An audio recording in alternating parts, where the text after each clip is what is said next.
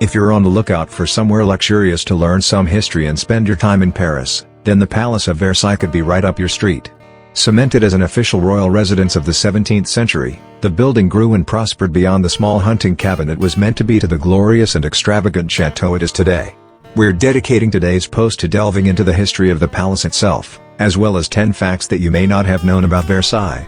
Built in 1624, the Palace of Versailles is a royal chateau built in what eventually came to be the city of Versailles. It was initially built as a small hunting lodge but has had considerable expansion since that time. King Louis XIV was in charge of the construction of the Palace of Versailles, whose motivation was to outdo the Vaux-le-Vicomte, which was built for Nicolas Fouquet, interim ruler of France at the time. Versailles was then established as the symbol of aristocracy in France. King Louis XIV often invited the nobles to stay at Versailles, with the aim of reducing their power and gaining direct rule over France.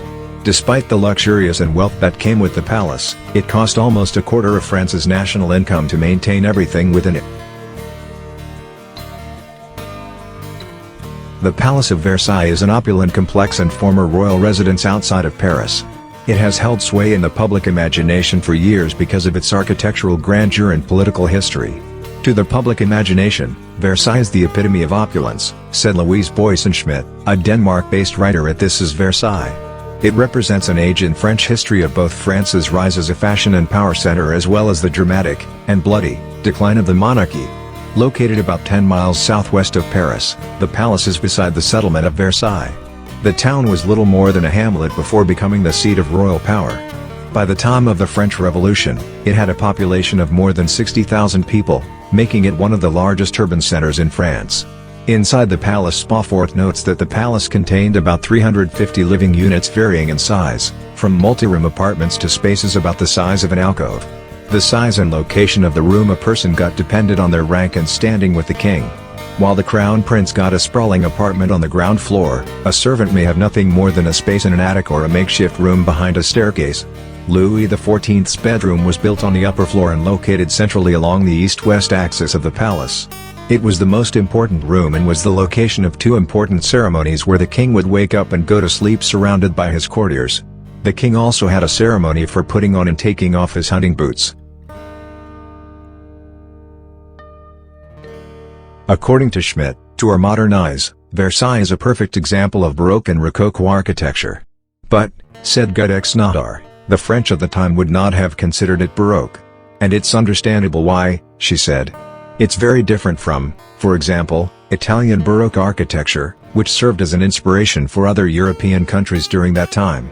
Having his palace evoke Italian Baroque architecture would have angered Louis XIV. It would have gone against his sense of absolutism, said Gudek Nadar, the belief that he is at the center of everything.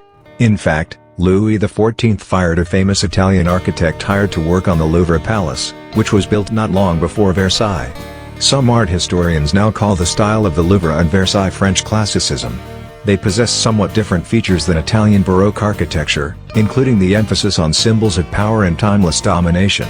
Other types of Baroque architecture featured symbolic art, but not necessarily with the emphasis on divine right, kingly power and timeless rule. Everything in the Versailles of Louis XIV had a symbolic meaning, said Schmidt. The ceilings are adorned with illustrations of Roman gods with Louis XIV himself painted as Apollo, the sun god. Throughout the palace you will find the intertwined L's of his name. It all serves as a constant reminder that he is the king and all power comes from him by the grace of God. The decoration also emphasized the achievements of the king. The Hall of Mirrors and the adjacent salons of war and peace were decorated with the history of the king, said Gudek Nadar. The Hall of Mirrors has 30 tableaus that depict an epic story of Louis XIV's achievements and aspirations. Victory in battle features prominently in these narratives, with one example showing Louis with his army crossing the Rhine River in 1672. He is dressed in Roman clothes, his long hair flows behind him, and he holds a thunderbolt like a projectile. He sits like a god in a chariot that is being pushed by none other than Hercules himself.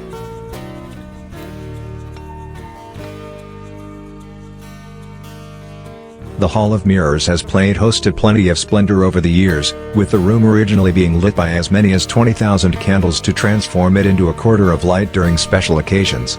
but it has also been a witness to some of the most important moments in history, the most significant being the signing of the Treaty of Versailles. The treaty was the most important of the peace treaties that brought World War I to a close, ending the state of war between Germany and the Allied powers. It was signed on June 28, 1919 in Versailles, exactly 5 years after the assassination of Archduke Franz Ferdinand that directly led to the war beginning.